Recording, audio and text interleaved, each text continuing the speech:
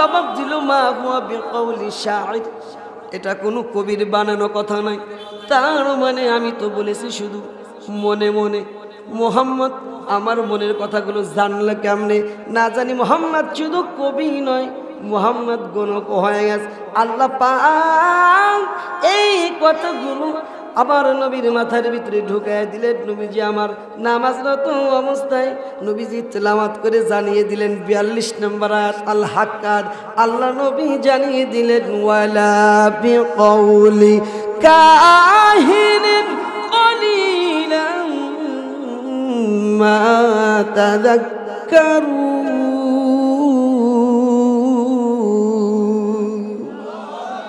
ওমর তুমি যে চিন্তাটা করেছো, একবার বললে কবি হয়ে গেল, আবার বলছো গণক। না না, লা বিকাউলি কাহিন, এটা কোনো গণকের কোনো কথা নয়। হযরত ওমর কিং কর্তব্যে বিমূঢ়, একেবারে হতভম্ব হয়ে গেছে। দুইটা জিনিস এবার চিন্তা আসছে, দুইটা। একটা হলো আমি মনে মনে যেটাই বলি মুহাম্মদ সেটাই উত্তর দিয়ে দেয়। কেমনে উত্তর দেয়? একটা টেনশন, একটা চিন্তা। আর একটা চিন্তা হলো একবার বলেছে মা হুয়া বিকাউলি শাইর, এটা কোনো কবির বানানো কথা নয়। দ্বিতীয়বার বলেছে ওয়ালা বিকাউলি কাহিনিন, এটা গণকের কোনো কথা নয়। তার মানে মুহাম্মদ যেটা তেলাওয়াত করতেছে এই পড়াগুলো মুহাম্মদ পাইল কোন জায়গায়? আল্লাহু আকবার কোন? ওমরের চিন্তা বেড়ে গেছে। আর একটা, কবির যদি বানানো কথা না হয়, গণকের কথাও যদি না হয়, তাহলে মুহাম্মদ পাইল কোন? এটা হযরত ওমরের কথাগুলো আল্লাহ পাক আমার নবীর মাথার ভিতরে ঢুকায়া দিলেন। নবীজি আমার সঙ্গে সঙ্গে জবাব দিয়ে দিলেন 43 নম্বর আয়াত তানজিলুম মিন রাব্বিল আলামিন। আমার নবীজি জানিয়ে দিলেন ওমর তুমি চিন্তা করছো আমি যে পড়াগুলো পড়তেছি এই পড়াগুলো পেলাম কোথায়? শোনে না ওমর, শোনে না। আসমানের মালিক, জমিনের মালিক, তামাম বিশ্ব জাহানের প্রতিপালক আল্লাহ রব্বুল আলামিনের কাছ থেকে আমি এই পড়াগুলো পেয়েছি। জোরে জোরে বলেন সুবহানাল্লাহ। তাহলে পুরুষদের মধ্যে আওয়াজ দিয়ে বলুন এই কথাগুলো কার? সৃষ্টি করেছেন কে? এই পৃথিবীর ভিতরে সবচাইতে শ্রেষ্ঠ দামি কি?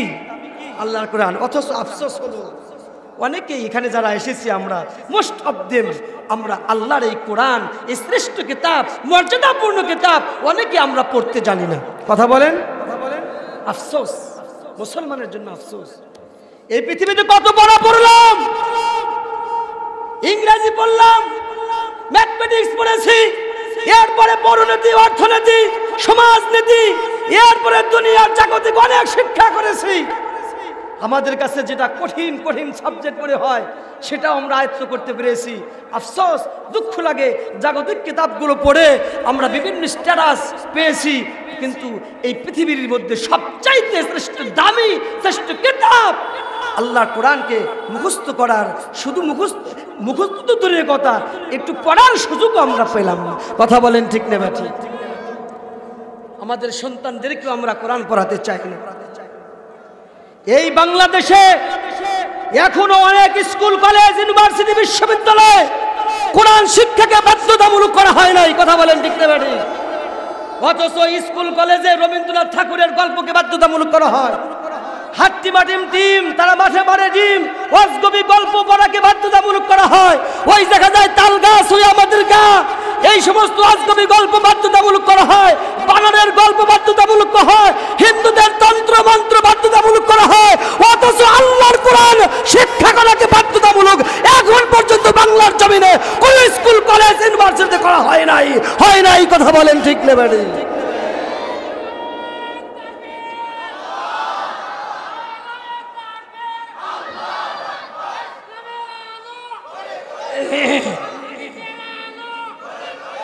আমার ভাইরা কেন করবে? আমরা তো মাদ্রাসা পছন্দ করি না, আমরা তো মসজিদ পছন্দ করি না। মসজিদ মাদ্রাসা যারা চালায় হুজুররা, হুজুর দেখলে আমাদের চুলকানি শুরু হয়। কথা বলেন, এমনও স্লোগান শুনেছি 16টা বছর, সকাল বিকাল হুজুর দর, হুজুর ধরে নাস্তা কর। কথা বলেন, কথা বলেন, কথা বলেন। মাথায় টুপি আর মুখে দাড়ি, ওদের পিঠে লাগাও বাড়ি, এরকম স্লোগান আছে না নাই?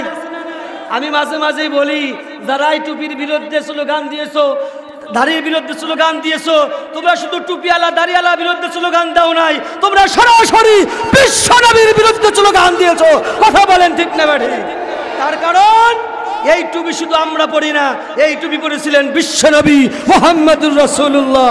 এই দাড়ি শুধু আমরা দাড়ি রাখি না, এই দাড়ি রেখেছিলেন বিশ্বনবী মুহাম্মদুর রাসূলুল্লাহ সাল্লাল্লাহু আলাইহি ওয়াসাল্লাম। তার মানে যারা দাড়ির বিরুদ্ধে টুপির বিরুদ্ধে কথা বলে তারা সরাসরি নবীর বিরুদ্ধে কথা বলে, ঠিক না বা ঠিক? এরা হচ্ছে নাস্তিক, ইসলামের চূড়ান্ত দুশমন। এই সমস্ত মানুষের হাত থেকে আমাদেরকে ইসলাম, আমাদের কোরআনকে রক্ষা করতে হবেই হবেই হবে। কথা বলেন ঠিক না বা ঠিক?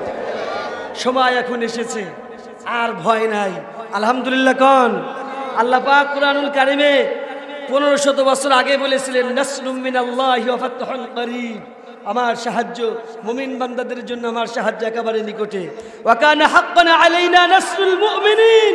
মুমিন বান্দাদেরকে সাহায্য করার জন্য আমি আল্লাহ তাআলা ওয়াজিব হয়ে যায়। শুধু একটু সবুর করো, ধৈর্য ধারণ করো। ধৈর্য ধরলে, সবুর করলেই লা তাহিনু ওয়া লা তাহজানু। আল্লাহ পাক সান্ত্বনা দিয়েছেন, লা তাহিনু ওয়া লা তাহজানু। টেনশন করো না, চিন্তা করো না, হতাশাগ্রস্ত হয়ো না। ওয়া আনতুমুল আ'লাউন, আমি তোমাদেরকে বিজয় দান করব। এমন বিজয়, উত্তম বিজয়। আ'লাউন ইসমে তাফসিলের সিগা, মহান বিজয়। তার মানে আল্লাহ তাআলার এই কথাগুলো 1500 বছর পরে আমরাই 5 আগস্টে পেয়েছি। কথা বলেন ঠিক না ঠিক? আমরা এইরকম বিজয় চেয়েছিলাম না, ভেবেছিলাম যে 21 সাল তো গেছে, 2041 সাল অবশ্যই যাবে। কথা বলেন, কথা বলেন। আল্লাহ পাক এইভাবে যে বিজয় দিবে এটা আশা করি নাই, কিন্তু আল্লাহর কোরআন সত্য। লা তাবদীলা লিকালিমাতিল্লাহ। আল্লাহর কোরআন কথা কোনোদিন পরিবর্তন হয় না। আমরা প্রমাণ পেয়েছি 5 আগস্টের মাধ্যমে। কথা বলেন ঠিক না ঠিক? এখন সুযোগ এসেছে আল্লাহর দেওয়া জীবন বিধান দিয়ে আমাদের জীবন গড়ানো। কথা বলেন ঠিক না ঠিক? এরপরেও যদি আমরা ব্যর্থ হই, আল্লাহ তাআলা কিন্তু আবার চাপায়া দিতে পারে।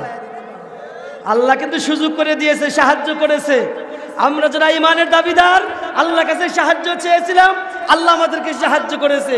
এখন সাহায্য পাওয়ার পরেও যদি আমরা ছেড়ে দেই, আমাদের জীবনটাকে এলোমেলো সাজাই, আল্লাহর দেওয়া জীবন বিধান যদি অ্যাভয়েড করি, দূরে সরায় দেই, আল্লাহ পাকের দিতে কিন্তু আবার টাইম লাগবে না। কারণ আল্লাহ পাক বলেছেন, ওয়া তুইজ্জু মান তাশা ওয়া তুযিল্লু মান তাশা। ক্ষমতার মালিক যেহেতু আল্লাহ, মালিকাল মুলক, আল্লাহ তাআলা যেহেতু ক্ষমতার মালিক, রাজত্বের মালিক, বাচ্চা তুতিল মুলকা মান তাশা। আল্লাহ পাক যাকে ইচ্ছা তাকে ক্ষমতা দেয়। আল্লাহ পাক দিয়েছিলেন, নিয়েছেন, আবার আমাদের দিবে বলে আল্লাহ তাআলা মনোনীত করেছেন, ইচ্ছা পোষণ করেছেন। আমরা যদি নিতে ব্যর্থ হই, কথা বলেন, আমরা যদি নিতে ব্যর্থ হই, তাহলে আল্লাহর কোনো কিছু না। নিজের পায়ে যদি নিজেরাই কুড়াল মারি। কথা বলেন ঠিক না ঠিক? আমার ভাইরা যে কথাটি বলতেছিলাম, এই মাদ্রাসায় আল্লাহর কোরআন শিক্ষা দেওয়া হয়। কোন কোরআন? এই কোরআন হচ্ছে শ্রেষ্ঠ কিতাব, মহাবিশ্বের মহাবিশ্বই কিতাব হচ্ছে কোরআন। কোরআন হচ্ছে বিজ্ঞানীদের জন্য শ্রেষ্ঠ বিজ্ঞান গ্রন্থ, আইনবিদদের জন্য শ্রেষ্ঠ আইনি কিতাব, ভাষাবিদদের জন্য বিশ্বকোষ। এরপরে সংবিধানের মধ্যে সর্বশ্রেষ্ঠ সংবিধান হচ্ছে আল্লাহর কোরআন। অনেকেই বলে, হুজুর কোরআনকে সংবিধান বলা যাবে না। আর ক্যামেরা আসছে, আমি তাদেরকে উদ্দেশ্যে বলতে চাই, আল্লাহর কোরআন হচ্ছে শ্রেষ্ঠ সংবিধান। অনেকে বলেছে এটাই কারণ সংবিধান নাকি পরিবর্তন করা যায়। এটা ঠিক আছে, কোন সংবিধান পরিবর্তন করা যায়? মানুষের তৈরি করা যে সংবিধান, এই সংবিধান পরিবর্তন করা যায়। আল্লাহ পাক মুসলমানের জন্য দিয়েছেন, Muslim is the constitution of Muslim society, Quran is the constitution of Muslim society and of the state. আল্লাহ পাক মুসলমান সমাজের জন্য, মুসলিম রাষ্ট্রের জন্য দিয়েছেন সংবিধান আল্লাহর কোরআন। এই কোরআন কেন পরিবর্তন হবে? এই কোরআন দিয়েই তো আমাদের জীবনযাপন করতে হবে। কোরআন যেদিকে আমাদের চলতে হবে সেই দিকে, কোরআন যেদিকে না নিষেধ করবে সেদিকে আমাদের চলা যাবে। প্রয়োজনে আমরা পরিবর্তন হব, আল্লাহর কোরআন সংবিধান পরিবর্তন হবে না। কথা বলেন ঠিক না ঠিক? 1965 সাল, কয় সাল? বেশি দিন আগের কথা নয়। জাতিসংঘের একটি সেমিনার হলো। সেমিনারে বলা হলো যে সমস্ত দেশ জাতিসংঘের সদস্যভুক্ত প্রত্যেকটা রাষ্ট্রের রাষ্ট্রপ্রধানকে বলা হলো তোমরা তোমাদের রাষ্ট্রীয় সংবিধান জাতিসংঘের টেবিলে সেমিনারে জমা দাও। প্রত্যেকটা দেশের রাষ্ট্রপ্রধান প্রত্যেকটা সংবিধান রাষ্ট্রের সংবিধানের সেমিনারে জমা দিল, টেবিলে জমা দিল। তৎকালীন সৌদি আরবের বাদশা ছিলেন বাদশা ফয়সাল। বাদশা ফয়সাল সেই জাতিসংঘের সেমিনারে টেবিলে জমা দিলেন মহাগ্রন্থ আল কোরআন। সুবহানাল্লাহ বলা যাবে না? সেখান থেকে বলা হলো দুনিয়ার সমস্ত রাষ্ট্রপ্রধানরা তাদের নিজ নিজ রাষ্ট্রের সংবিধান জমা দিয়েছে। ও সৌদি বাদশা ফয়সাল, তোমার রাষ্ট্রের সংবিধান কোথায়? বললেন এই তো আমার সংবিধান কোরআন। বলে না, এরা তো কবরের কথা আর আখিরাতের কথা আর তোমাদের খোদার কথা আছে, তাদের সংবিধান হয় কিভাবে? বাদশা ফয়সাল সেদিন গায়ের সমস্ত শক্তি একত্রিত করে বলেছিলেন ওয়াল্লাহি বিল্লাহি তাল্লাহি, আল্লাহর কসম করে বলি দুনিয়ার সমস্ত রাষ্ট্রের সংবিধান এক পাল্লায় দেওয়া হবে আর আল্লাহর কোরআনের সংবিধান এক পাল্লায় দেওয়া হবে। আল্লাহর কসম, আল্লাহর কোরআনের সংবিধানের পাল্লা ভারী হয়ে যাবে। জোরে জোরে বলেন কথা ঠিক না বেড়ি? এই সেই কোরআন, যেই কোরআন আপনাদের এই মাদ্রাসায় পড়ানো হয়। সুবহানাল্লাহ, আমাদের সন্তানেরা এখানে পড়ে। কোরআনকে যত প্রশ্ন করবেন সব অ্যানসার কোরআন দিয়ে দিবেন। কোরআনের বাড়িটা কোথায়, কোরআন কোথায় ছিলেন, এই প্রশ্নের জবাবও যদি আপনি চান সঙ্গে সঙ্গে জানিয়ে দিবেন। বাল হুয়া কুরআনুম মাজিদুন ফি লাওহিন মাহফুজ। আল্লাহু আকবার। আমার নাম কোরআন, আমার বাড়ি লাউহে মাহফুজ। এতদিন আমি লাউহে মাহফুজে সংরক্ষিত একটি ফলকে ছিলাম, এখন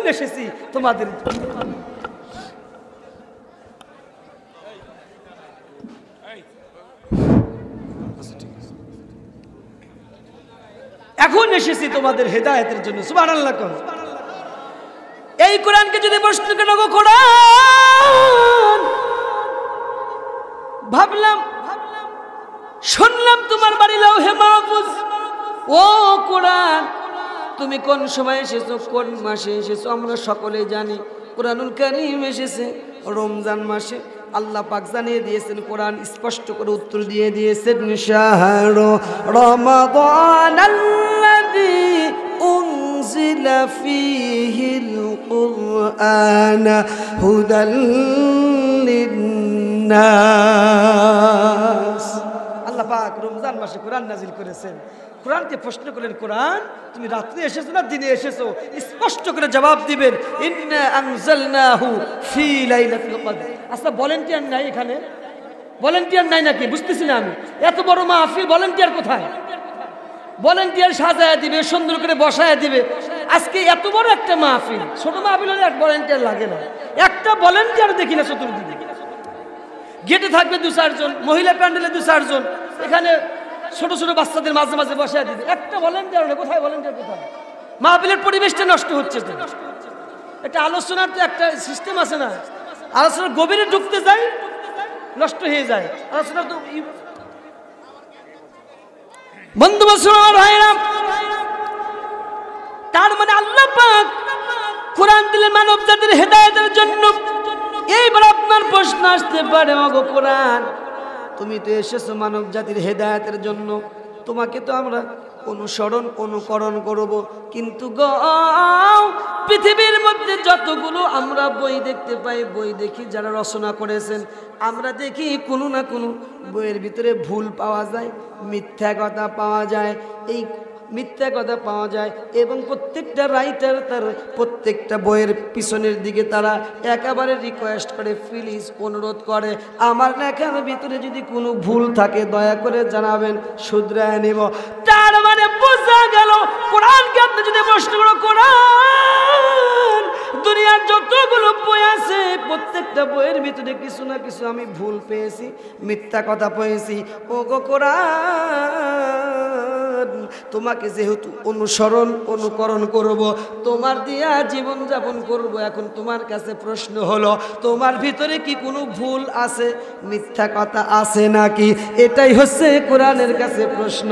প্রশ্ন করার সঙ্গে সঙ্গে কোরআনুল কারীম জানিয়ে দিবেন। আল্লাহ তাআলা এভাবে জানিয়ে দিয়েছেন কোরআনুল কারীমের শুরুতে।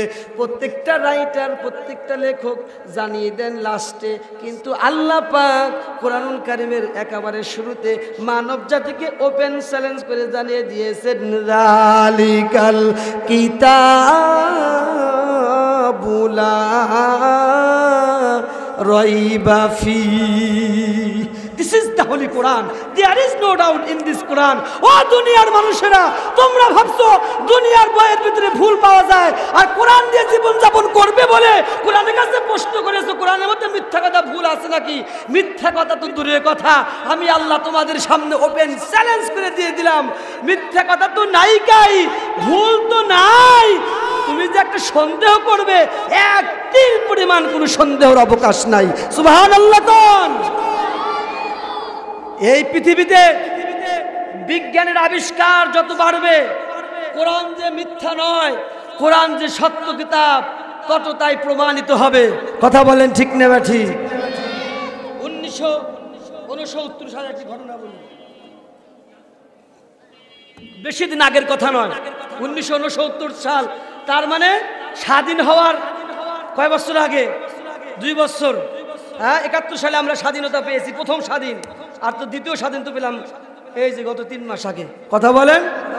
1969 সাল, আমেরিকার বিজ্ঞানী নীল আর্মস্ট্রং আল্লাহর কোরআনের একটা সেন্টেন্স, 2টা সেন্টেন্সকে, একটা আয়াতের একটা অংশকে ভুল প্রমাণ করার জন্য তিনি ইচ্ছা পোষণ করলেন, আমি চাঁদে যাব। কোথায় যাব? আমি চাঁদে যাব। আমেরিকার বিজ্ঞানী নীল আর্মস্ট্রং তিনি ইচ্ছা পোষণ করলেন চাঁদে যাবেন, বন্ধু বান্ধব সাথে নিয়ে। জানেন না আপনারা চাঁদে গিয়েছিল? জানেন না? নীল আর্মস্ট্রং চাঁদে গেলেন। মজার বিষয় হলো, চাঁদ থেকে ঘুরে আসার পরেই আল্লাহর কালেমা পড়ে ইসলাম ধর্ম গ্রহণ করলেন। সুবহানাল্লাহ। আমেরিকার বিজ্ঞানী ইসলাম ধর্ম গ্রহণের পরে পৃথিবীর সমস্ত সাংবাদিকেরা, পৃথিবীর সমস্ত মানুষ আমেরিকার বিজ্ঞানীকে প্রশ্ন করল, ও আমেরিকার বিজ্ঞানী নীল আর্মস্ট্রং, তুমি তো একজন খ্রিস্টান, অমুসলিম, খ্রিস্টান হয়ে মুসলমানদের কালেমা পড়ে কেন ইসলাম ধর্ম গ্রহণ করলে জানতে চাই।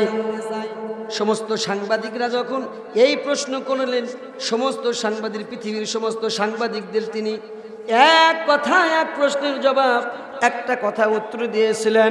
ও পৃথিবীর সাংবাদিকরা শুনে নাও, আমি আমেরিকার বিজ্ঞানী নীল আর্মস্ট্রং কোরআনুল কারীমের একটা সেন্টেন্স ভুল ধরার জন্য আমি চাঁদে গিয়েছিলাম। সেটা হলো আল্লাহ রাব্বুল আলামিন ১৫০০ বছর আগে বলেছেন, ওয়ানশাক্কাল কমার, আল্লাহ পাক চাঁদটাকে দ্বিখণ্ডিত করে রেখেছেন। অর্থাৎ চাঁদের ভিতরে 2টি ভাগ আছে। কি আছে? ওই যে আমার নবীর মুজিজা চাঁদকে দ্বিখণ্ডিত করেছিল, মনে নাই? জানেন না? ইতিহাস জানেন না? বিশ্ব নবীর মুজিজা আল্লাহ পাক নবীজির শাহাদত আঙ্গুলের ইশারায় চাঁদটা দ্বিখণ্ডিত করেছিলেন। আল্লাহ পাক সেই রেখাটা এখনো চাঁদের ভিতরে রেখে দিয়েছেন, 2টি ভাগ হয়ে আছে। আমেরিকার বিজ্ঞানী ওয়ানশাক্কাল কমার এই আয়াতকে ভুল প্রমাণ করার জন্য চাঁদে গেলেন। চাঁদে গিয়া দেখে ১৫০০ বছর আগে আল্লাহ রাব্বুল আলামিন যে অংশটাকে দিয়েছেন, ওয়ানশাক্কাল কমার, চাঁদটা দ্বিখণ্ডিত হয়ে আছে। আমেরিকার বিজ্ঞানী চাঁদে গিয়ে দেখে সত্যি সত্যি আল্লাহর চাঁদ 2 ভাগ হয়ে আছে। সুবহানাল্লাহ। চাঁদের ভিতরে 2টি ভাগ আছে, একটা রেখা আছে, চাঁদ দ্বিখণ্ডিত, চাঁদ 2 ভাগ। চাঁদ আমেরিকার বিজ্ঞানী ডাক দেওয়া, ও দুনিয়ার সাংবাদিকেরা শুনে নাও, আমি এই জন্য কালেমা পড়েছি। আল্লাহর কোরআনুল কারীম ১৫০০ বছর আগে আল্লাহ তাআলা যেটা বলেছেন, ছোট্ট একটা অংশ আমি নিজের চোখে দেখে আমি প্রমাণ পেয়েছি। ছোট্ট একটা অংশ প্রমাণিত হয়ে গেছে, এটা মিথ্যা কথা। নয়, সত্যি সত্যি চাঁদটা আল্লাহ পাক দুটি ভাগ করে রেখেছেন। তার মানে বোঝা গেল আল্লাহর দেওয়া ১,৫০০ বছর আগে এই ছোট্ট অংশ যদি সত্য হয়ে থাকে, অবশ্যই যতগুলো আয়াত আছে কোরআনুল কারিমের সমস্ত আয়াত সত্য হয়ে যাবে। সুবহানাল্লাহ। সমস্ত আয়াত যদি সত্য হয় নিশ্চয়ই কোরআন সত্য। কোরআন যদি সত্য হয় আল্লাহ সত্য। আল্লাহ যদি সত্য হয় মুহাম্মদ রাসূলুল্লাহ সাল্লাল্লাহু আলাইহি সাল্লাম নবী সত্য হবে। অতএব শুনে নাও পৃথিবীর সাংবাদিকরা, আমি সত্য নবী, সত্য আল্লাহ, সত্য কোরআনের প্রতি আকৃষ্ট হয়ে মোহ পড়ে আমি আমেরিকান বিজ্ঞানী নীল আমানুষ্ঠান কালেমা পড়ে মুসলমান হয়ে গেলাম। জোরে জোরে বলেন সুবহানাল্লাহ। আল কোরআনের পথ সেই পথই আসল পথ, আল হাদিসের পথ সেই পথই আসল পথ। অন্য পথে অন্য মতে নেই যে রাহমাত, অন্য পথে অন্য মতে নেই যে রাহমাত।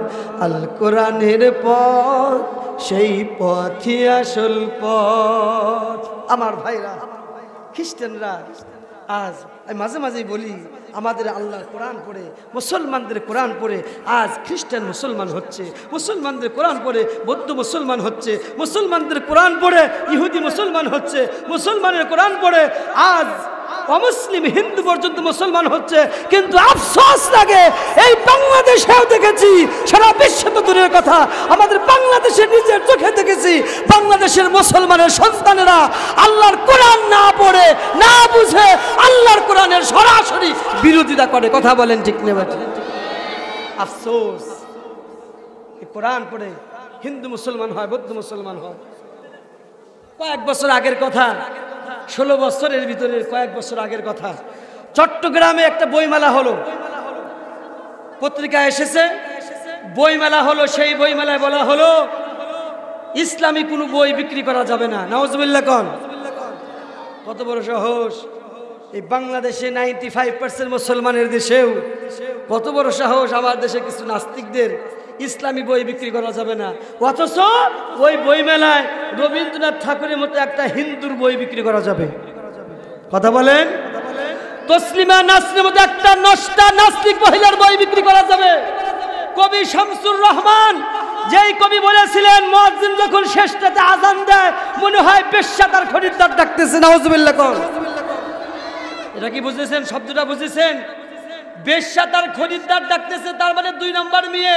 যারা পতিতালয়ে থাকে তারা নাকি খরিদ্দার ডাকতেছে, তার কাছে ওই শেষ রাতের ফজরের আজানকে তেমনই মনে হয়। নাউজুবিল্লাহ কোন? এরকম নাস্তিকের বই বিক্রি করা যাবে। কবি জাফর ইকবাল, যেই কবি হযরতে সুলাইমান আলাইহিস সালামকে ভূতের বাচ্চা বলে আখ্যায়িত করেছিল, তার বই বিক্রি করা যাবে। অথচ ইসলামী কোনো বই বিক্রি করা যাবে না। এত বড় সাহস বাংলাদেশে! আমিও সেদিন বলেছিলাম পত্রিকায় দেখার পরে যে বাংলাদেশের আদমশুমারিতে তোমাদের নাম মুসলমান থাকতে পারে, তোমার নাম আব্দুর রহমান, আব্দুল মুমিন, গরু খাও, এজন্য মুসলমান থাকতে পারে। আল্লাহি বিল্লাহি তাল্লাহি, আল্লাহর কসম, আল্লাহর খাতায়, আল্লাহর মুসলমানের খাতায় তোমার নাম মুসলমান থাকতে পারে না, পারে না, পারে না। কথা বলেন ঠিক নেবে ঠিক? তুমি হলো নাস্তিক, ইসলামের চূড়ান্ত দুশমন। কথা বলেন ঠিক নেবে ঠিক? আমার ভাইরা, তারা চায় ইসলামের আলোকে নিভিয়ে দিতে। তৎকালীন আবু জেহেল, উতবা, শাইবা, ওয়ালিদ ইবনে মুগিরা চেয়েছিল, আল্লাহ পাক কোরআন পাকে সেটা নিজে বলে দিয়েছেন, ইউরিদুনা আইয়ুতফিউ নূরাল্লাহি বিআফওয়াহিহিম আল্লাহু মুতিম্মু নূরিহি। আল্লাহ পাক বলেছেন, ইহুদি, খ্রিস্টানরা, মুসলিমরা, কাফেররা, মুশরিকরা চেয়েছিল, কি চেয়েছে? আল্লাহর কোরআনের আলোকে, ইসলামের আলোকে আল্লাহর নবীর জিন্দেগিতে ফু দিয়ে নিভাতে চায়। আল্লাহ পাক বলেন, আমি আল্লাহ তাআলার চ্যালেঞ্জ হলো, আমি আল্লাহ তাআলার পরিকল্পনা হলো, তোমরা যতই চাইবা নিভাতে, আমি আল্লাহর সিফত হচ্ছে আমি আল্লাহ ততই জ্বালাবো। সুবহানাল্লাহ কোন? শুনে রাখো মুসলমান, এই পৃথিবীতে যারা ইসলামের বিরুদ্ধে গেছে, যারা এই কোরআনের বিরুদ্ধে তৎকালীন শরীয়তের বিরুদ্ধে, নবীদের বিরুদ্ধে যারাই যায়, আল্লাহ পাক তাদেরকে একেবারে হিরো থেকে কান ধরে জিরো বানায় দেয়। কথা বলেন ঠিক না ঠিক? হিরো ছিলেন আবু জেহেল। আল্লাহ পাকের কোরআন না মানার কারণে, নবীজির বিরোধিতা করার কারণে আল্লাহ পাক আবু জেহেলকে একেবারে হিরো থেকে কান ধরে জিরো বানায় দিলেন। কথা বলেন। শুধু জিরো বানানি নাই, তার সাথে উতবা, সাইবা, ওলীদ ইবনে মুগিরা সবাইকে জিরো বানালেন। তার কারণ কেমনে জিরো হলো? তার কারণ দেখেন, ইতিহাস সাক্ষী 1500টা বছর চলে গেছে। মুসলমান তো দূরের কথা, হিন্দু, বৌদ্ধ, খ্রিস্টানও ভিতরেও একজনও দেখা যায় না আবু জেহেলের নামে তাদের সন্তানদের নাম রাখে। উতবা, সাইবা, ওলীদ ইবনে মুগিরা মুসলমান তো রাখেই না, এরপরে হিন্দু, বৌদ্ধ, খ্রিস্টান ও অমুসলিমরাও তাদের নাম রাখে না। এতটাই ঘৃণিত, আল্লাহ পাকের কাছে তারা এতটাই ঘৃণিত হয়েছিলেন। কথা বলেন ঠিক না ঠিক? ঘৃণিত কেমনে? আল্লাহ পাক এতটাই পচাইছেন তাদেরকে। কেমনে পচাইছেন? পক্ষান্তরে আবু বকর, ওমর, আবু বকর, ওমর রাদিয়াল্লাহু তাআলা কোরআন মানার কারণে, হযরত বিলাল ইসলাম মানার কারণে এই পৃথিবীতে শত নয়, হাজার নয়, লক্ষ নয়, কোটি নয়, billion billion trillion trillion Abu Bakr, Omar, Bilal পাওয়া যায়। কথা বলেন ঠিক না ঠিক? আল্লাহ পাক তাদেরকে এতটাই পচালেন, দুনিয়ার সমস্ত মানুষেরা আবু বকর, ওমর, বেলালের বাড়িতে যা চোখের পানি ফেলায়, আর আবু জেহেল, উতবা, সাইবার বাড়িতে যায় পিছনের পানি ফেলায়। কথা বলেন, কথা বলেন, কথা বলেন। তার মানে আল্লাহ তাআলা আবু জেহেলের বাড়ি সরাসরি পায়খানা বানায় দিয়েছেন, টয়লেট বানায় দিয়েছেন। সে তো গেল সেই দূরের কথা। আমাদের বাংলাদেশের কথা আছে। কিছুদিন আগে টাকলা মুরাদকে চেনেন না আপনারা? টাকলা মুরাদ বলেছিল বাংলাদেশে ইসলাম রাখবে না, সংবিধানে নাকি আল্লাহর নাম রাখবে না, ইসলাম রাখবে না। আল্লাহ বলে, ও টাকলু ও মাকারু ও মাকার আল্লাহ আল্লাহু খৈরুল মাকিরিন। তুমি যে প্ল্যান পরিকল্পনা মক্কর করো না কেন, আমি আল্লাহ তাআলার প্ল্যান কিন্তু সুপরিকল্পিত, একেবারে উত্তম। খায়রুল মাকিরিন, তোমাদের প্ল্যান পরিকল্পনার চাইতে কোটি কোটি গুণ উত্তম, যার কোনো সীমানা নাই। আল্লাহ বলে, টাকলু, যেই বাংলাদেশে ইসলাম রাখবে না, অপেক্ষা করো, ফাতার অব্বাসু, অপেক্ষা করো, ও টাকলু, আমি তোমাকে এই বাংলাদেশে রাখবো না। আল্লাহর কি বিচার? সরাসরি মন্ত্রী পদ থেকে আল্লাহ তাআলা কান ধরে মন্ত্রী পদ থেকে নামায়া ধুলিসাৎ, তার সম্মানকে মাটির সাথে ধুলিসাৎ করে দিলেন। শুধু তাই নয়, ইউটিউবে একটা লিঙ্ক ওপেন করে দিয়া, লিক করে দিয়া এমন পচালেন, তার স্ত্রী, তার ছেলে সন্তান, ভাই ব্রাদার, বাবা মার কাছে একেবারে নিকৃষ্ট সন্তানে পরিণত হলো। কথা বলেন ঠিক না ঠিক? জামালপুরবাসীরা তাকে ঘৃণা করলেন, জামালপুরের তার আওয়ামী লীগের পদ থেকে তাকে বহিষ্কার করলেন। কেন? টাকলু বাংলাদেশে থাকতে পারলো না, চলে গেলেন কানাডায়। আল্লাহর কি বিচার? কানাডায়ও টাকলুকে থাকতে দিল। সেদিন তো গেল আরো 2-3 বছর আগের কথা, 5ই আগস্টের কথা মনে নাই? কথা বলেন, মনে নাই? ভয় লাগছে নাকি? আওয়াজ তো দেন না। আর কি ভয় আছে? আর ভয় নাই। 16টা বছর কষ্ট দিয়েছ, 16টা বছর আলেমের বিরুদ্ধে, কোরআনের বিরুদ্ধে, মসজিদের বিরুদ্ধে, তাফসীর মাহফিলের বিরুদ্ধে স্লোগান দিয়েছ। ইমানদার বান্দারা, আল্লাহর সাহায্য এসেছে, আর কোনো ভয় নাই। তার মানে আওয়ামী লীগ সরকার বিগত আমলে মসজিদের বিরুদ্ধে, তাফসীর মাহফিলের বিরুদ্ধে, আলেম ওলামার বিরুদ্ধে, কোরআনের বিরুদ্ধে স্লোগান দিয়েছে বলেই 5 আগস্টে আল্লাহ তাআলা এতটাই লাঞ্ছনা, অপমাননা, গঞ্জনা দিলেন। এই নিজের দেশে আল্লাহ তাকে ঠাঁই দিলেন না, পালাতে বাধ্য হয়ে মামুর বাড়ি, শুধু মামুর বাড়ি নাই, একেবারে মুসলমান হয়ে হিন্দু বাড়িতে যে আশ্রয় নিয়েছেন। কথা বলেন ঠিক না ঠিক?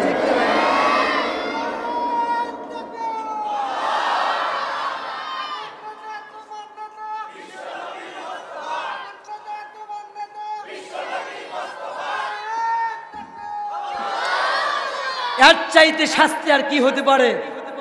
মুসলমান হয়ে মুসলমানের দেশে থাকার কোনো সুযোগ নাই। তার মানে এখান থেকে একটু উপলব্ধি করতে হবে, আপনি সারা জীবন যেটা লালন করবেন, যেটা চিন্তা করবেন, যেটা নিয়ে স্বপ্ন দেখবেন, যেটা টার্গেট করবেন, আল্লাহ পাক আপনাকে সেই টার্গেটে নিয়ে যাবে, সেই ভীষণ মিশনে নিয়ে যাবেন। মান জাদ্দা ওয়াজাদা, যে চেষ্টা করে সে পায়। কামা তুদিন তুদান, যেমন কর্ম তেমন ফল। তার মানে সারা জীবন দাদাগিরি করেছো, দিল্লির পাশ হেঁটেছো, আল্লাহ পাক তোমাকে ওই দিল্লি হিন্দুস্তানি তোমার স্থান দিয়েছে। কথা বলেন ঠিক না বেটি? আর বাংলাদেশে আসার কোনো সুযোগ নাই। কথা বলেন। সারা জীবন তাদের পাশ হেঁটেছে।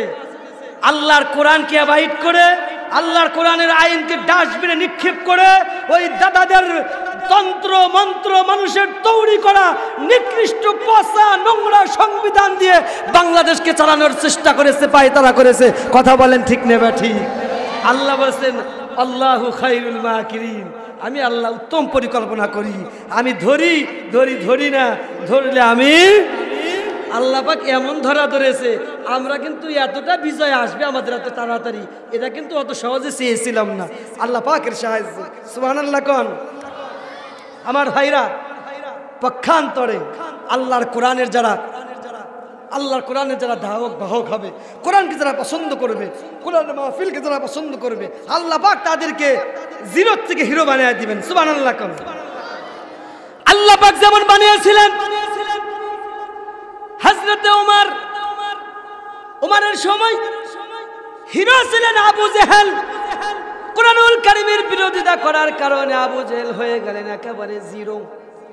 ওই সময়ের ওমরের কোনো দাম ছিল না, একেবারে ওমর কিন্তু সাধারণ, আবু জেহেলের একজন সাধারণ কর্মী ছিলেন, শুধু এতটাই দাম। তার কোনো একজন সৈনিক হিসাবে তার দাম ছিল, তাছাড়া কোনো তার ক্ষমতা কোনো পদ ছিল না।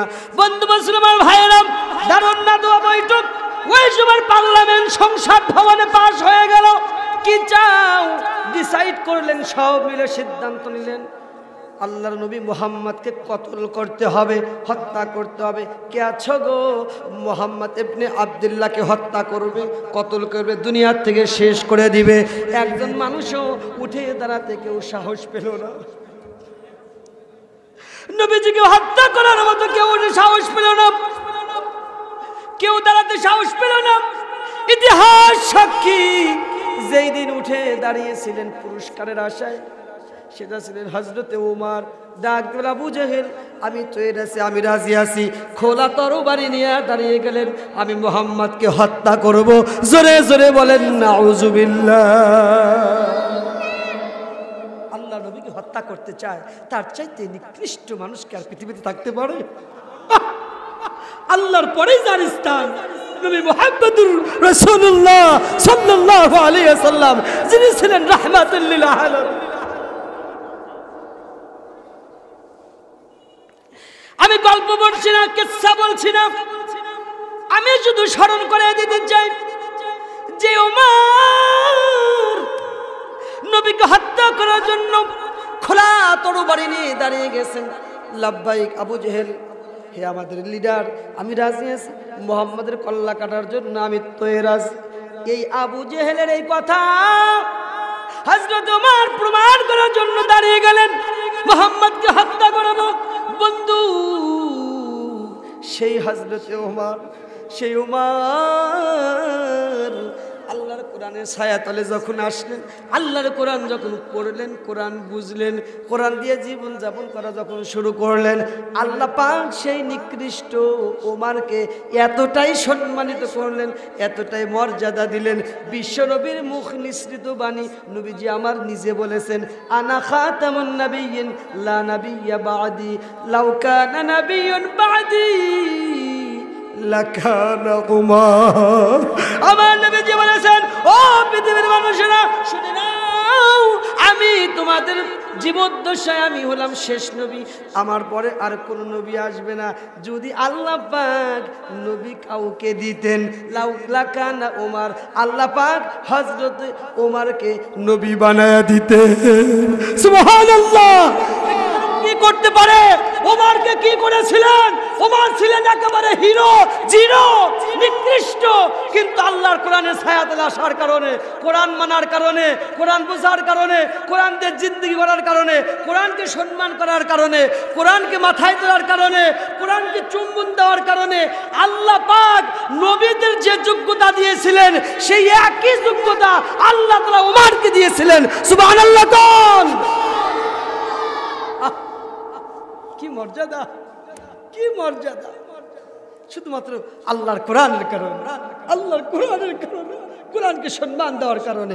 কোরআনের সাথে যারাই যাবে তারাই সম্মানিত হবেন। কোরআনের কাছে, কোরআন থেকে যারাই দূরে থাকবে, কোরআনের বিরোধিতা যারাই করবে তারাই লাঞ্ছিত, অপমানিত হবেন। কথা বলেন ঠিক নেবা ঠিক?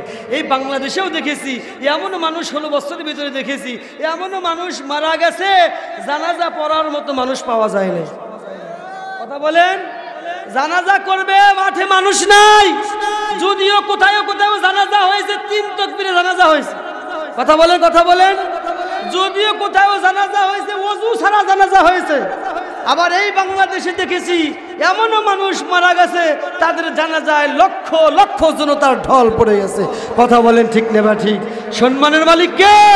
সে আল্লাহ এখনো আছে না নাই? আল্লাহ এখনো আছে। তাহলে কোরআনের কাছে যারাই যাবে তারাই সম্মানিত হবে। ঠিক নেবা ঠিক?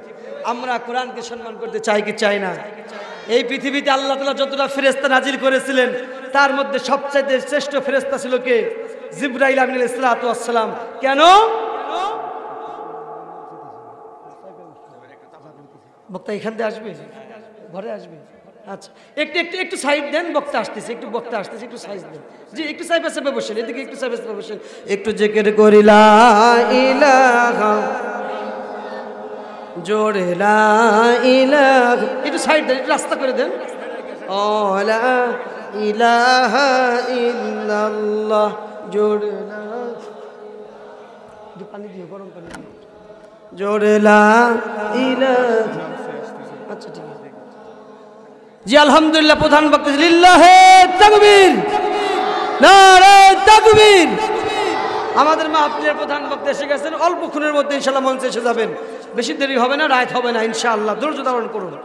জি, যে কথা বলতেছিলাম, আল্লাহর কোরআন, এই পৃথিবীতে সবচাইতে শ্রেষ্ঠ ফেরেশতা ছিলেন কে? এখনো আছে, ছিলেন না মানে এখনো আছে, জিবরাইল আলাইহিস সালাম। আল্লাহ তাআলা শ্রেষ্ঠ বানালেন কেন? ইতিহাস খুলে দেখলাম, ইতিহাস খুলে দেখলাম শ্রেষ্ঠ হওয়ার কারণ হচ্ছে বিওয়াসিতাতি জিবরাইল আল কুরআন হুয়া মুনাজ্জিলু আলা রাসূলিল্লাহ সাল্লাল্লাহু আলাইহি ওয়াসাল্লাম। বিওয়াসিতাতি জিবরাইল, আল্লাহর কোরআন নাজিল করেছেন আল্লাহ তাআলা হযরতে জিবরাইল আমিন আলাইহিস সালাতু ওয়াস সালামের মাধ্যমে। সুবহানাল্লাহ কোন? জি জি, আসবে আসবে আসবে। আপনাদের উকি পরে পরে দেখতে হবে না, সামনাসামনি দেখতে পাবেন ইনশাআল্লাহ। অল্প সময়ের ভিতরে, বেশিক্ষণ লাগবে না। ওই চাটা খায় আসবে ইনশাআল্লাহ, বেশিক্ষণ দেরি করবে না। আমার অশ্বাস কিন্তু মোটামুটি শেষ, আমি এখন ফিনিশিং এর দিকে যাচ্ছি। জি, খুব মনোযোগ, be attentive, look at me everybody please. বিওয়াসিতাতি জিবরাইল আল কুরআন হুয়া মুনাজ্জালু আলা রাসূলিল্লাহ সাল্লাল্লাহু আলাইহি ওয়াসাল্লাম। বিওয়াসিতাতি জিবরাইল আমিন আলাইহিস সালাতু ওয়াস সালাম। আল্লাহ তাআলা জিবরাইলকে মর্যাদা দেওয়ার কারণ হচ্ছে আল্লাহ নাজিল করেছেন রাসূলের পুরো আল কোরআন, বিওয়াসিতাত মাধ্যম হচ্ছেন জিবরাইল আমিন আলাইহিস সালাতু ওয়াস সালাম। শুধুমাত্র একমাত্র কেবলমাত্র কোরআনের কারণে জিবরাইলের দাম আল্লাহ পাক বাড়িয়ে দিয়েছেন। সুবহানাল্লাহ। আমাদের নবী, বিশ্ব নবী, সবচাইতে শ্রেষ্ঠ মানুষ, শ্রেষ্ঠ নবী, যাকে সাইয়্যিদুল মুরসালিন বলা হয়। সমস্ত মানুষের মধ্যে তো শ্রেষ্ঠই, আবার নবীদের মধ্যেও শ্রেষ্ঠ নবী। সাইয়্যিদ মানে সমস্ত নবীদের নেতা। সুবহানাল্লাহ কোন? কিসের জন্য? যেহেতু কালামুল্লাহ, এটা হচ্ছে আল্লাহর কিতাব, আর আল্লাহর কথা, আল্লাহর বাণী কি যার তার উপরে নাজিল করা যায়? আর যার উপরে নাজিল করবে, আল্লাহ পাকের শ্রেষ্ঠ কথা যার উপরে নাজিল করবে তাকে শ্রেষ্ঠত্ব দিবে না, এটা হতে পারে না। এই জন্য আল্লাহ পাক বিশ্ব নবীকে সর্বশ্রেষ্ঠ রাসূল হিসাবে প্রেরণ করেছেন। সুবহানাল্লাহ। এই পৃথিবীতে দুটি স্থান আছে, সম্মানিত দুটি স্থান, মক্কা আর মদিনা। মানুষ লক্ষ লক্ষ টাকা খরচ করে মদিনায় যায়, মক্কায় যায়। আল্লাহ পাক কেন এত সম্মানিত করলেন? আল্লাহ পাক শুধু মক্কাকে মক্কা বলে আখ্যায়িত করা হয় নাই, মক্কাকে বর্তমানে বলা হয় মক্কাতুল মুকাররমা, সম্মানিত মদিনা। মক্কা, মদিনাকে বলা হয় মদিনাতুল মুনাওয়ারা, আলোকদীপ্ত আলোকিত মদিনা বলা হয়। তার কারণ হচ্ছে ইতিহাস করে দেখলাম আল্লাহ পাক এই কুরআনুল কারীমের কিছু অংশ আল্লাহ পাক মক্কার বুকে নাজিল করেছেন, আর কিছু অংশ মদিনার বুকে নাজিল করেছেন। কুরআনুল কারীম নাজিল হওয়ার কারণে পৃথিবীর মধ্যে সর্বশ্রেষ্ঠ দুটি স্থানের নাম হচ্ছে মক্কা আর মদিনা। আল্লাহর কোরআন সম্মানিত করেছে।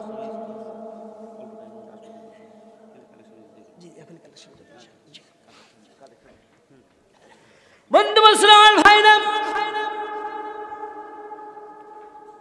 কোরআন যার সাথে লাগবে সে সম্মানিত হবে। কোরআন লেগেছে রমজান মাসের সাথে, রমজান মাস সম্মানিত। সুবহানাল্লাহ। 1 টাকা দান করলেই 1 টাকা দান করলে 70 টাকা দানের সওয়াব। কোরআন নাজিল হওয়ার কারণে। কোরআন নাজিল হয়েছে লাইলাতুল কদর। আল্লাহ পাক সারাটি বছর যতগুলো রাত্রি আছে সমস্ত রাত্রি চাইতে এতটাই লাইলাতুল কদর শ্রেষ্ঠ করলেন। আল্লাহ পাক নিজে ঘোষণা করে দিয়েছেন শ্রেষ্ঠত্ব লাইলাতুল কদরের ব্যাপারে। লাইলাতুল কদরি খায়রুম মিন আলফি শাহর। আল্লাহু আকবার। কার ঘোষণা? আল্লাহ নিজে সার্টিফিকেট দিয়েছেন। কদরের রাত্রি এমন রাত্রি, এতটাই মর্যাদাপূর্ণ রাত্রি। আলফুন শাহর, আলফুন মানে হাজার, শাহরুন মানে মাস, তার মানে 1000 মাসের চাইতেও আল্লাহ পাক কদরের রাত্রিকে বেশি দামি করেছে, শুধুমাত্র আল্লাহর কোরআন নাজিল হওয়ার কারণে। সুবহানাল্লাহ। তার মানে বোঝা গেল কোরআন যেখানে যাবে সেটাই সম্মানিত হবে। কোরআন গেছে রাত্রিতে লাইলাতুল কদর সম্মানিত। কোরআন নাজিল হয়েছে রমজান মাসে, রমজান মাস সম্মানিত। কোরআন নাজিল হয়েছে মক্কায়, মক্কা সম্মানিত। কোরআন নাজিল হয়েছে মদিনায় সম্মানিত। কোরআন নাজিল হয়েছে নবীর উপরে, আমার নবী সর্বশ্রেষ্ঠ নবী। কোরআন নাজিল হয়েছে জিবরাইলের মাধ্যমে, জিবরাইল ইসলাম সর্বশ্রেষ্ঠ নবী। তার মানে বোঝা গেল এই পৃথিবীতেও যারা কোরআনকে সম্মান করবে, কোরআনের সাথে যারাই থাকবে, লেগে থাকবে, আল্লাহ পাক তাদেরকেও সম্মানিত করে দিবে। আল্লাহ পাক এই কোরআন, আল্লাহর নবী কোরআন নিয়ে আসলেন, কোরআন পরিবারে লাগালেন, পরিবার পরিশুদ্ধ হয়ে গেল। সুবহানাল্লাহ। নবীজি আমার আল্লাহর কোরআন সমাজে লাগালেন, সমাজ পরিশুদ্ধ হয়ে গেল। নবীজি আমার আল্লাহর কোরআন দিয়ে জীবনযাপন শুরু করে দিলেন, দেশ পরিচালনা করা শুরু করে দিলেন। দেশটা একেবারে পরিশুদ্ধ হয়ে গেল। এমন পরিশুদ্ধ হয়ে গেলে নবীজি আমার নিজে বলেছেন খায়রুল কুরুনি করনি, আমার যুগটাই হলো শ্রেষ্ঠ যুগ। এই যুগের মতো আগেও যুগ ছিল না, ভবিষ্যতে আসবেও না। তার মানে এই হাদিস থেকে শিক্ষা হলো আজও যদি আমরা আমাদের ব্যক্তিগত জীবনে আল্লাহর কোরআনকে কাজে লাগাই, কোরআন দিয়ে যদি জীবন যাপন করি, আমাদের জীবনটা পাল্টে যাবে, জীবন সম্মানিত হবে।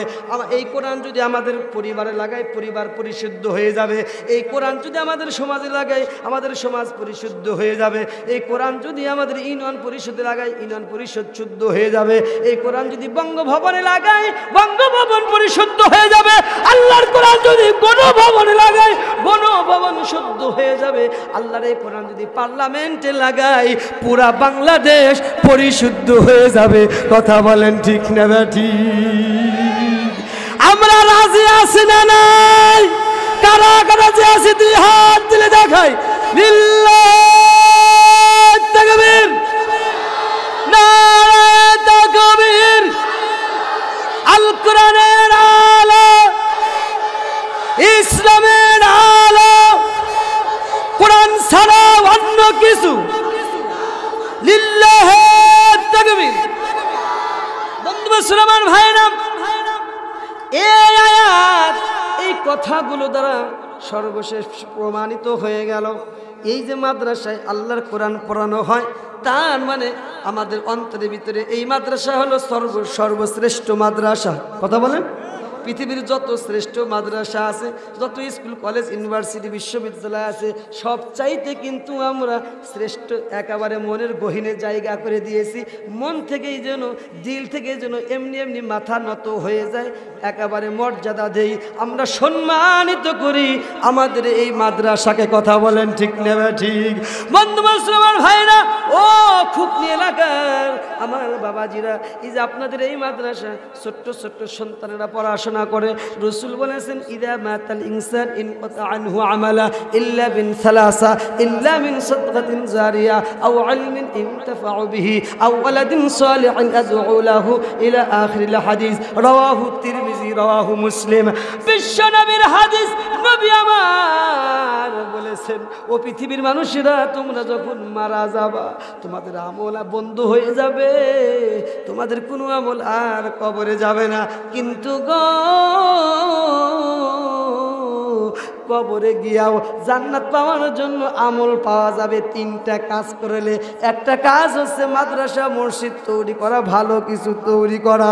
আমরা যারা কোরআন শুনলাম, যেই শ্রেষ্ঠ কোরআন যেই মাদ্রাসায় পড়ানো হয়, অবশ্যই সেই মাদ্রাসার প্রতি মহব্বত রাখা আমাদের দরকার আছে না? না, রাসূল বলেছেন ইলমিন ইনতাফাউ বিহি, উপকারী ইলম কেউ যদি রেখে যায়, আপনার দ্বারা কেউ যদি এখানে এলেম শেখে, একটা উপকারী এলেম শিখবে, এই উপকারী এলেম রেখে যাওয়া আপনার একটা সদকায়ে জারিয়া হবে। রাসূল বলেছেন আও আও আও আও ওয়ালাদিন সালিহিন আদউ লাহু, নেককার সন্তান রেখে যাওয়া, যেই সন্তান রব্বির হামহুমা বলে আপনার জন্য দোয়া করবে। রব্বির হামহুমা কিন্তু কোথাও পাওয়া যায় না, আল্লাহর কোরআনের মাদ্রাসায় আসলেই কিন্তু রব্বির হামহুমা পাওয়া যায়। আমাদের উচিত হলো আমাদের প্রত্যেকে এখন কোরআন শিক্ষা করা। যদি আমরা না পারি, অন্তত আমাদের সন্তানদেরকে মাদ্রাসায় পড়ানো। যদি না পারি, আমাদের নাতিপুতিকে পড়ানো। তার কারণ রাসূল বলেছেন এমন সন্তান ওয়ালাদিন সালিহান রেখে যাও, যেই সন্তান মাদ্রাসায় পড়ে লেখাপড়া করে তোমার জন্য রব্বির হামহুমা বলে দোয়া করবে। যেই সন্তান তুমি মারা গেলে যারা ইমামতিতে দাঁড়িয়ে যাবে, যেই সন্তান তুমি মারা গেলে প্রত্যেকটা দিন কবরের কাছে গিয়া তোমার জন্য দোয়া করবে। এটাই হচ্ছে দুনিয়ার সম্পদ।